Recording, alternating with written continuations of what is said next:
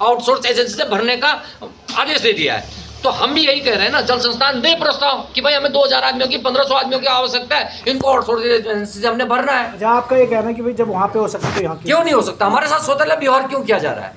हमारा ये कहना। फिर दूसरी बात, 54 दिन आज हमें बैठे होंगे, हमारा सबसे बड़ा दुर्भाग्य है हमें यही नहीं पता कि हमारा पेयजल मंत्री कौन है।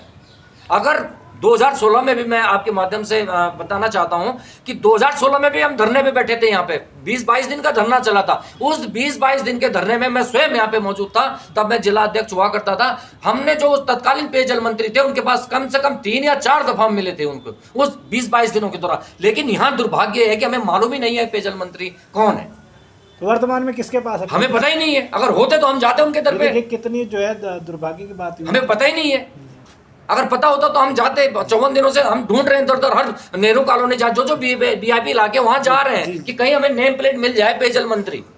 मिल ही नहीं रहा है। मैं क्या करें? ये हम श्रमिकों का दुर्भाग्य है कि हमें आप अभी वर्तमान में कहाँ तक जा रहे हैं? अभी हम लोग बैठे हुए हैं मुख्य प्रबंधक से लेकर, और हमने ये कहा था कि भाई आप, इनका कहना एक छोटा सी, ये हमें ये कह रहे हैं कि भाई आप लोगों की एक मांग हम मान रहे हैं। कौन सी मांग? न्यूनतम वेतन का। क्या आपको न्यूनतम वेतन 54 दिन से इनको याद नहीं आया कि श्रम कानून द्वारा एक जियो पारित हो रखा है, आपने उसको लागू करवाना है। आप सरेआम उसकी धज्जियां उड़ा रहे हैं यहाँ बैठ के।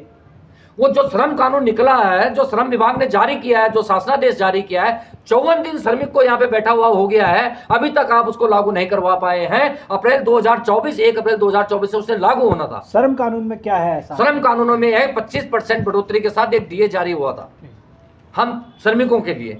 वो जो 5 साल में मिनिमम वेज जो रिवाइंड होता है, जो करती है श्रम विभाग करता है उसको। अब श्रम विभाग भी क्या सरकारी करती है, हम तो सीधा कहते हैं सरकारी करती है। श्रम विभाग भी सरकार का एक अंग है। लेकिन बड़े खेद का विषय है कि जब उसी कानून को आप मानने से राजी नहीं है। पहले कहा इन्होंने शुरू में वार्ताएं जब हमारी हुई कि हम 1 जुलाई से उसको लागू करें। क्यों करोगे तुम 1 जुलाई से लागू? जब शासनादेश 1 अप्रैल 2024 से है तो आप 1 जुलाई से कैसे लागू करेंगे? और आज जब इनके ऊपर प्रेशर पड़ रहा है तो ये कह रहे हैं कि हम आपको 1 अप्रैल से देने के लिए लागू हैं। हमारे जो शाखाओं पे जो जगह जगह जो योजनाओं पे जो श्रमिक कार्यरत है, उनको वहां से कहा जाता है कि आप आवास खाली करिए। भीड़ों में, जंगलों में इनके जो है कि हमारे पंप हाउस बने हुए हैं जहां से हम जनता को पेयजल उपलब्ध करवाते हैं। वहां कैसा रहेगा एक कर्मी का? अगर कोई योजनाएं रात को चलती हैं, कोई दिन को चलती हैं, कैसा रहेगा? अगर वो पंप हाउस के अंदर रहता, मोटरों की आवाज इतनी होती है कि उसके कान खराब हो जाएंगे। कौन उसकी भरपाई करेगा? आवासों के लिए आपने सिर्फ द्वेषपूर्ण भावना के तहत कि हमारे प्रांगण से चले जाए, इसलिए उन पर प्रेशर बनाने के लिए आप ये नीति लगाव कर रहे हैं। तो श्रमिक इन चीजों से डरने वाला नहीं है। यहां आप हमें धमकियां देते हैं कि एफआईआर हो जाए। अरे क्या कर लोगे आप? 1 जुलाई 2024 से आप शासनादेश का पालन नहीं कर रहे हो। श्रमिक का जो है कि वेतन उसको पूर्ण रूप से उसको आप नहीं दे रहे हो, और एफआईआर भी उसी श्रमिक पे कर रहे हो। तो ये